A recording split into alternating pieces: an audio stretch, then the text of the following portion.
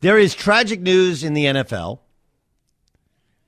Henry Ruggs, who's a super talented young wide receiver, the Las Vegas Raiders. Raiders are on their bye week. At around 3:30 this morning, there was a car crash in Vegas, and he's has non-life-threatening injuries. The car that he was in an accident with, and there have been no details given as to who's at fault. But he has been charged with DUI, which resulted in the death of the other driver. I reached out to director of player personnel, 2 GMs, 3 scouts. I asked, were there any red flags with Henry Ruggs? I'm not going to show you my text messages, but all said essentially no, none of it. The only thing was he did come from a tough upbringing, and he was the kind of kid who let others hang around that he didn't need to have hang around anymore. That said, no one could have seen this coming. And I guess that there's a lot of questions out there. And, you have David Carr tweeting about how Derek Carr, his brother, if he's not the MVP, and people are saying, well, too soon. I don't know if it's too soon. I think Derek Carr is very well equipped. I don't think David needed to tweet it. I think we all understand the leadership he has to show. His coach got fired, right? Now his wide receiver is in jail, and he won't play maybe ever again. They got some stuff working in Vegas, and it's terrible because, look, somebody lost their life. That's the first thing. And what happens is we do have a tendency to start skipping steps and not being nearly as thoughtful and as sensitive as we should be in this moment, right? We're a sports show. We talk about sports. We don't talk about a DUI and somebody dying and what that means. But I want you to think about it. Like, one, somebody lost a child, brother, sister. I don't know, the name of the victim hasn't been released. And then you have the city of Las Vegas, who is, bent over backwards, done anything possible to get the Raiders. They're basically paying no taxes at all, embraces them. And, this is not something you could have seen coming because, as I pointed out, there were no red flags on Henry Ruggs. He didn't have previous DUIs. There was nothing that was hidden at Alabama. Nick Saban loved coaching this kid. But, there's a bitter taste in your mouth when the Raiders come to town and this is their second year and you have a DUI and it's a Raider behind the wheel. And we're in 2021. It's so incredibly preventable, whether you do Lyft or Uber. And I know there's other devices, but like, you're an NFL player. If it's about the car, Uber Black. Come get your Corvette tomorrow. And these are lessons that everyone now, I guess, has to learn, right? Like when I was a kid, I learned don't do drugs from Len Biasstein. I learned about HIV from Magic Johnson. I didn't know anything about it. I remember the day that is 30 years ago. 30 years ago, right about now, right before the season started, Magic Johnson announced he had HIV. And I remember clear as day my coach, Tom McCluskey, at Tustin High School, calling us all in, and we were all crying. Like, Magic Johnson is going to, and he's like, look, Magic Johnson's probably going to die from this thing. And you guys have to understand, like, if you're going to do adult things, there's adult ramifications for it. I learned about it then. We should know about DUI. We should know about, it's so, like, now there's just, you're in Vegas between taxis and Ubers and Lyfts, and it's just so easy, right? And we act like it's annoying that we have to throw on a mask. Like, dude, they're literally saving your life and somebody else's life. But here's the question, okay? This is an honest question I have, which I've thrown out to some of my friends. I don't think he'll ever play football again. I'm not going to sit here and tell you I'm the moral police and what should and shouldn't happen. I understand that he'll go through a personal rehab, and I don't know what the right answer is. This is just, it's kind of a raw discussion that I think this is really what sports radio should be about. Sometimes it's about other stuff. Sometimes it's about goofing on, Ramos for some of the funny things that he likes to say, or goofing on me for mistakes that I've made. I make them all the time. I say dumb stuff. Goofing on Bayer because he knows chapter and verse of every guy on fantasy, like literally every play. Oh, yeah, I know him. Here's who you should get. But he doesn't know a movie. I can't quote a movie, which he's like, but can quote every TV show. I don't like that's sometimes fun, but sometimes it's just about having a discussion about life and second chances. And we are a country of second chances, but are there things that you give away the right to do based upon your actions? Mike Vick got a second chance. He murdered dogs. Mike Vick has become more than just a good member of society. Like, he's as respected a guy now in the NFL as there is as a former player. He's seen the darkness. He went to prison. Henry Ruggs is going to go to jail. He's going to go to jail. And he should go to jail. I guess the question is, should he ever play football again? And right, you put it in the context of he's going to go to jail. He's going to have to go to some form of rehab. But is that enough? And what I think happens, all of this is my honest, raw, just opinion. And, oftentimes we talk things out, write things out, and try and figure out where we want to go with it. My honest feeling is that whether or not he should or should not ever play again, he's going to pay for the sins of the past in the NFL. Like, I believe it was Leonard Little.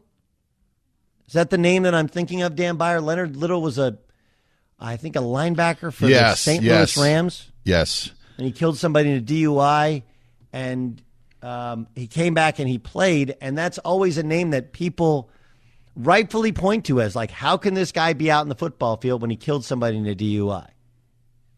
He was suspended 8 games in 1999, or in the late 90s, 98 or 99, in that incident. So missed the first half of the season. I don't know if he served jail time. I know Dante Stallworth did in 2009. Stallworth was suspended for the entire season. Yeah, now remember that Dante Stallworth one was down in Miami, I believe, and it was a guy who ran across the road. Yes. Right? Ran across the road, and Dante technically wasn't at fault because the guy just like darted out and and some people thought the guy wanted to get hit by a car. Yeah. What I'm remembering. Trying to catch a bus was the story. He was trying to catch a bus. Yeah. Okay. And Dante didn't see him, but when the cops found, I think there was a bunch of stuff in his system, right? I think there's weed and booze in his system. Yeah, his BAC was over the legal limit. Right. Yeah, at the time of the accident. Does it matter to you, Dan, what the DUI is, right? Like, if it's a .12 or if it's .22, does it matter? No, it doesn't matter if it's that or if it's drugs versus alcohol. Yeah, it doesn't matter. Do you think he should ever play football again? I think he will play football again. I just from the precedent that we have seen, plus Henry Ruggs is pretty young in terms of his NFL career. Doesn't seem like there are serious injuries. He had non-life-threatening injuries that he suffered. So I don't think that health is going to be a factor. I think that he will play in the NFL again. What do you think, Jay Stu? It's so hard to gauge these things under this like new the way that the NFL is working now. They're under a larger microscope than ever before with this punishment stuff. But I kind of agree with Dan in that there has been a precedent. He's young enough. He won't play for a long time, I don't think, but I think he probably makes it back onto the field. His life, as he knows it, will never be the same. But yeah, I think he plays again. But what an awful tragedy for the family involved. Preventable. That's the thing, right?